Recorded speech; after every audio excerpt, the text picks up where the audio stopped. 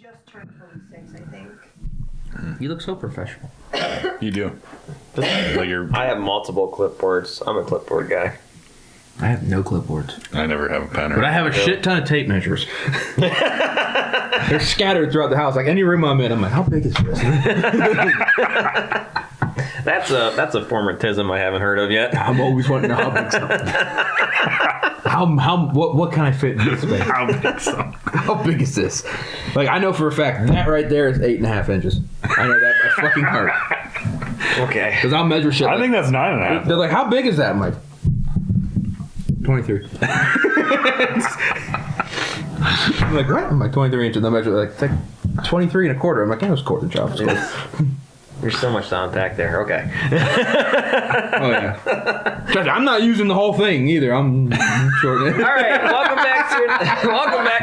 You want me to start? Yep. We're starting right now. Yeah. It's Right now. It's a podcast, baby. All right, go. All right, welcome back to another Field to Food Table Talk. We are on season 5, episode 4 or 5. We're not sure at this point. We've been talking for a while. Yeah.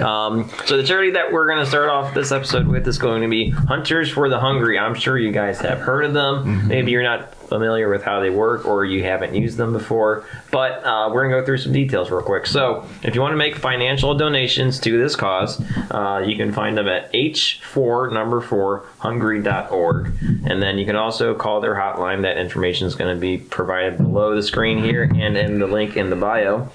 And so what they do and how it works is hunters can donate the deer meat. Legally harvested deer can be dropped off at the participating sites, and then that processing was typically covered, and then the distribution goes to local food banks and other charitable organizations to where this deer meats that maybe you have a surplus of, or maybe you're the only one in the house that likes it and you like to donate some of it as well because you're just going to go to waste sitting in your freezer. That goes out to help the hungry. So Hunters for the Hungry, and that's a great organization, and that kind of falls right in line with who we are as people and who we are as Field to Food. So Yeah. again, the details are below, and that's something that interests you. Go to their website, make a phone call, and start donating.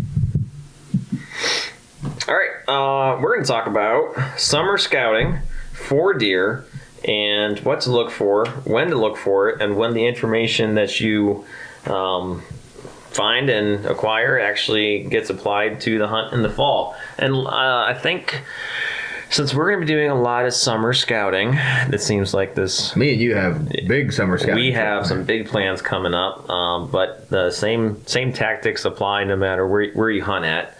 I think we'll take, for this podcast specifically, summer information for your October hunts, and let's say the second week of October until the end of October. We'll skip that first week because that's normally still some summer patterns in there. Yeah, pretty patternable then that first week. So I'll start. Something that I love to do, especially during these hot summer months, which are coming up. It's almost June right now.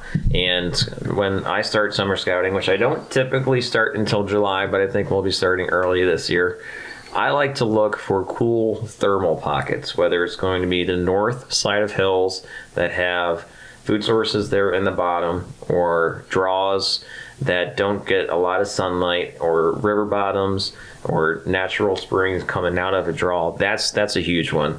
There's a lot of deer bedding in there. There's good food sources such as orange jewelweed, which is actually really good for bites, and poison ivy. If you actually break the stems and rub it on the skin that's irritated, it's almost instant relief. But the deer go crazy eating that stuff during the summer. So if you drop off trail cameras, or you're able to pick a vantage point and watch it in the evenings, definitely recommend doing that. That's where I like to start my summer scouting.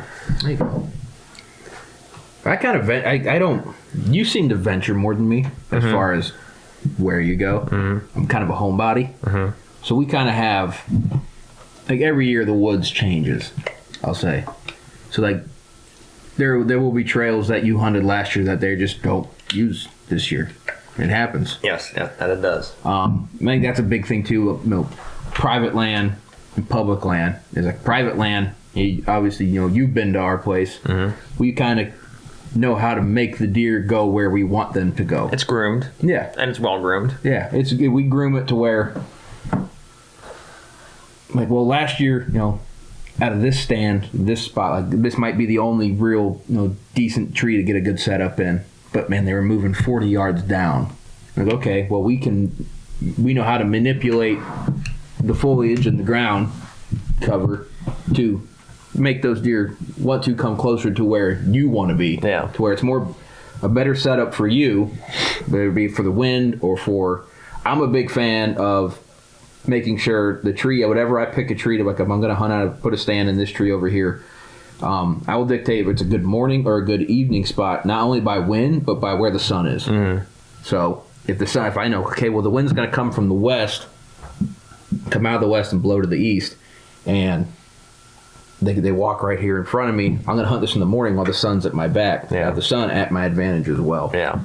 But we have not a ton of oaks. I look for oak trees because I know they'll be dropping. I don't think last year was kind of a ginormous bumper crop. Yeah. So I'm not expecting a ton of acorns this year. Which is actually a good thing. It is, because they made the hunting tough. When you have pockets of acorns, that those become quote unquote feed trees, and deer, other animals like bear would all be chasing a lot this fall. Those things just attract those animals because it's the only cafe that's open. It's the only Taco Bell that's open on the way home from the bar at 2 a.m. Yep. Like, it gets business. And we're lucky at the house too, because we don't have a lot of oaks, but where we have them, they're clustered. So like we kind of have the oaks. There's you got some scattered ones, but like the main cluster of oaks is all in one pocket. So I'll look for those to see what they're producing, and if they are at all. And then certain, like, I like to look for white oaks. Mm-hmm. White oaks are the predominant. They like them. We are planting bur oak. We have them planted and they're growing. They should be producing here soon. Have you ever seen a bur oak? I have, yeah. They're giant. View? Yeah, they're giant. Take an acorn, make it like the size of a golf ball. Oh, yeah? They're giant. Yeah. That sounds like a good time. Is it raining?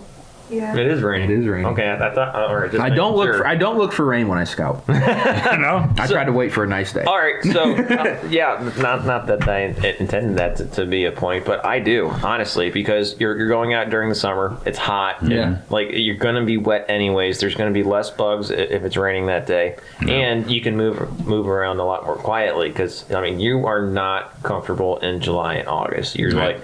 I think the duration that you're going to be willing to be out there is shorter. Mm-hmm. You're going to go through a lot more water, so you're going to run through your resources faster, and you're just going to be uncomfortable. And if you go, I always try to scout either during a rain or the morning after rain because it's always going to be cooler. I didn't bring that up on purpose. It was just a good point to make. When I get closer to the season, I like to go, if I'm going to do something that's going to take time back in the woods, I'll go right before a rain. To wash your scent away? Exactly. Yeah. Because like you go in there, early September, mid-September, when you're a week or two away from the season opening. I don't want to go in there, sweat, stink it up. So I'll go, if I know it's going to rain, like forecast says it's going to rain at 5, I know this is going to take me probably an hour and a half. I'm going to try to be there no later than 3 to get out of there before the rain hits. So as soon as I'm pretty much getting back to my truck and going home, that's when the rain hits and washes all the scent away. Yeah, that's a good plan. Kris, you got that new property that you have access to now. What's some questions you got for scouting it? I don't know. I had some written down here. Well, while you're looking, I also like to look for historical rubs, and especially large. I guess if there's a rub line, that's important. That shows that there's bucks bedding in an area and they're comfortable in that area. And more than likely, based on it's hard. Like, you can tell it's last year's rub, but you can't really tell if it was a September rub or a December rub. Right. But what you can tell based off of the other sign around there, if you're looking at the ground foliage, like the bushes, or does that foliage hold their leaves or maintain a thicker cover throughout the later part of the season, because if it does, it's probably going to hold the deer a little bit better. And if there's terrain to where there's hill advantages as well, that's going to do the same thing. The deer's not going to bed in a CRP field more than likely come January. I mean, they might, but probably it's either been walked out by hunters, or two, it's not going to hold enough thermal cover for them. So they're going to find something that's going to make a lot more sense for them to bed and be comfortable in. So if you're finding this new piece and you're finding rubs from last year, then there's a good chance that whatever human pressure or natural environment pressure that these deer experience changes through, they're probably comfortable there. Right. So if you're finding year after year after year rub sign, that's a big advantage, and start looking in that spot pretty hard. Same thing goes with scrapes. You can tell some scrapes are seasonal, some scrapes are only probably used based off of what that deer or those deer's patterns were bedding for that year, or that food source. Like last year we had that giant acorn crop. I mean, there were scrapes scattered everywhere. Yeah, I found scrapes in some very odd places. Yeah. So if you're able to locate a community scrape, which is, if not the size of this table, then a little bit smaller than, that means that those deer are holding that pattern consistently. The bucks are aware of that, the doe are aware of that, and they're using this as their phone book. So that's probably two big tips I can give you for your new piece. Right. I know they're doing a lot of habitat work on the property that I just got access to. They're doing a lot of hinge cutting, like I mentioned earlier. And there's a lot of streams that run through there. There's at least 3 or 4 different streams that run through there. You got a lot of different terrain you can work with. Oh, yeah. That's pretty cool. Are those streams active throughout the entire year, or are they? They've been active since I've been a member there in February. February until now, and I'd assume they look like they're pretty established. We've had a lot of snow this year and a lot of rain so far, so I'm curious, like, if we were to go through a bit of a drought this summer, if those streams would still be active. They look like they're pretty, well, one for sure is, I mean, it's a good 4 foot deep stream. Is there a lot of rock bed too? Okay, if there's a lot of rock bed, it's probably active year round.